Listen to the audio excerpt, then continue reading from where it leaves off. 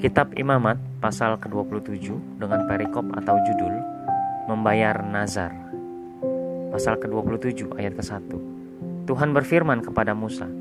Kedua, berbicaralah kepada orang Israel dan katakan kepada mereka, apabila seorang mengucapkan nazar khusus kepada Tuhan mengenai orang menurut penilaian yang berlaku untuk itu. Ketiga, maka tentang nilai bagi orang laki-laki dari yang berumur 20 tahun sampai yang berumur 40 tahun, nilai itu harus 50 sikal perak, ditimbang menurut sikal kudus. Keempat, tetapi jikalau itu seorang perempuan, maka nilai itu harus 30 sikal. Kelima, jikalau itu mengenai seorang dari yang berumur 5 tahun sampai yang berumur 20 tahun, maka bagi laki-laki nilai itu harus 20 sikal dan bagi perempuan 10 sikal. Keenam, jikalau itu mengenai seorang dari yang berumur 1 bulan sampai yang berumur 5 tahun, maka bagi laki-laki nilai itu harus 5 sikal perak dan bagi perempuan 3 sikal perak. Ketujuh, jikalau itu mengenai seorang yang berumur 60 tahun atau lebih, jikalau itu mengenai laki-laki, maka nilai itu harus 15 sikal dan bagi perempuan 10 sikal. Kedelapan, tetapi jikalau orang itu terlalu miskin untuk membayar nilai itu, maka haruslah dihadapkannya orang yang dinasarkannya itu kepada imam, dan imam harus menilainya. Sesuai dengan kemampuan orang yang bernazar itu, imam harus menentukan nilainya. Kesembilan, jikalau itu termasuk hewan yang boleh dipersembahkan sebagai persembahan kepada Tuhan, maka apapun daripada hewan itu yang dipersembahkan orang itu kepada Tuhan haruslah kudus. Kesepuluh, janganlah ia menggantinya dan janganlah ia menukarnya yang baik dengan yang buruk atau yang buruk dengan yang baik. Tetapi jikalau ia menukar juga seekor hewan dengan seekor hewan lain, maka baik hewan itu maupun tukarnya haruslah kudus. Kesebelas, kalau itu barang seekor dari antara hewan haram yang tidak boleh dipersembahkan sebagai persembahan kepada Tuhan, maka hewan itu harus dihadapkannya kepada imam. Kedua belas, dan imam harus menetapkan nilainya menurut baik atau buruknya, dan seperti penilaian imam demikianlah jadinya. Ketiga belas, dan jikalau orang itu mau menebusnya juga, ia harus menambahkan 1/5 kepada nilai itu. 14. Apabila seorang menguduskan rumahnya sebagai persembahan kudus bagi Tuhan, maka imam harus menetapkan nilainya menurut baik atau buruknya, dan seperti nilai yang ditetapkan imam demikianlah harus dipegang teguh. Ke-15. Tetapi jikalau orang yang menguduskan itu mau menebus rumahnya, maka ia harus menambah harganya dengan 1/5 dari uang nilainya, dan rumah itu menjadi kepunyaannya pula. Ke-16.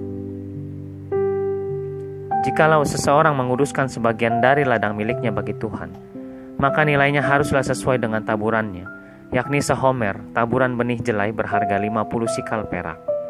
Ke-17. Jikalau ia menguduskan ladangnya mulai dari tahun Yobel, maka nilainya haruslah dipegang teguh. Ke-18.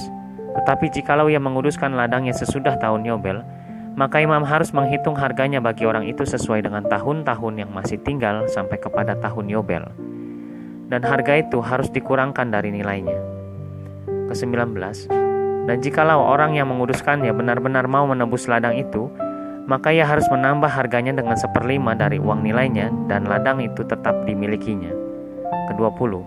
Tetapi jikalau ia tidak menebus ladang itu, malahan ladang itu telah dijualnya kepada orang lain, maka tidak dapat ditebus lagi. Ke-21. Tetapi pada waktu bebas dalam tahun Yobel, ladang itu haruslah kudus bagi Tuhan, sama seperti ladang yang dikhususkan bagi Tuhan, imamlah yang harus memilikinya. Ke-22. Dan jikalau ia menguduskan bagi Tuhan ladang yang telah dibelinya dan yang tidak termasuk ladang miliknya dahulu. Ke-23. Maka imam harus menghitung baginya harga nilainya sampai kepada tahun Yobel, dan orang itu haruslah mempersembahkan nilai itu pada hari itu juga sebagai persembahan kudus bagi Tuhan. Ke-24.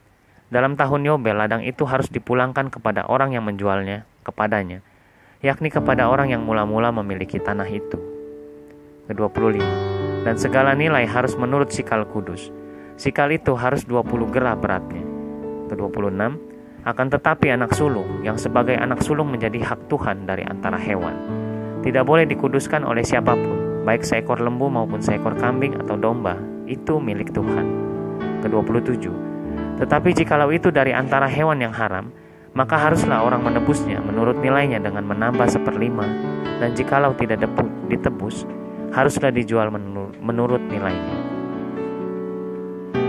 Ke-28.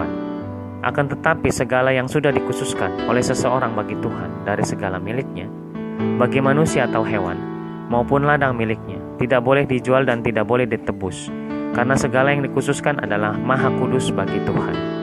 Ke-29. Setiap orang yang dikhususkan yang harus ditumpas di antara manusia tidak boleh ditebus, pastilah ia dihukum mati. Ke-30. Demikian juga segala persembahan persepuluhan dari tanah, baik dari hasil benih di tanah maupun dari buah pohon-pohonan, adalah milik Tuhan. Itulah persembahan kudus bagi Tuhan. Ke-31. Tetapi jikalau seorang mau menebus juga sebagian dari persembahan persepuluhannya itu, maka ia harus menambah 1/5. Ke-32. Mengenai segala persembahan persepuluhan dari lembu sapi atau kambing domba, maka dari segala yang lewat dari bawah tongkat gembala waktu dihitung, setiap yang ke-10 harus menjadi persembahan kudus bagi Tuhan. Ke-33. Janganlah dipilih-pilih mana yang baik dan mana yang buruk, dan janganlah ditukar. Jikalau orang menukarnya juga, maka baik hewan itu maupun tukarnya haruslah kudus dan tidak boleh ditebus. Ke-34.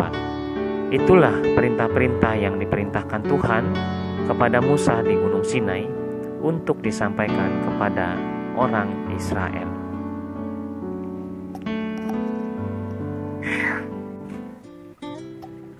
Demikianlah pembacaan Alkitab Perjanjian Lama, Kitab Imamat sudah selesai.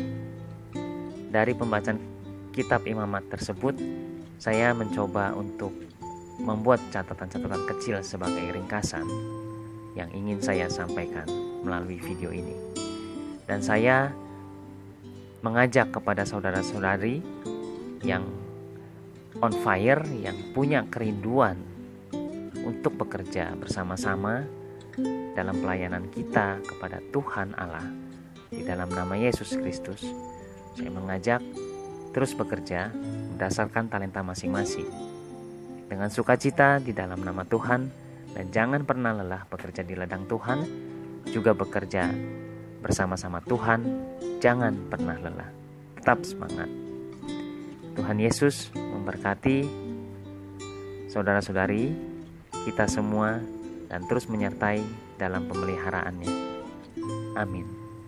Berikut adalah catatan-catatan kecil yang saya buat untuk saya sampaikan.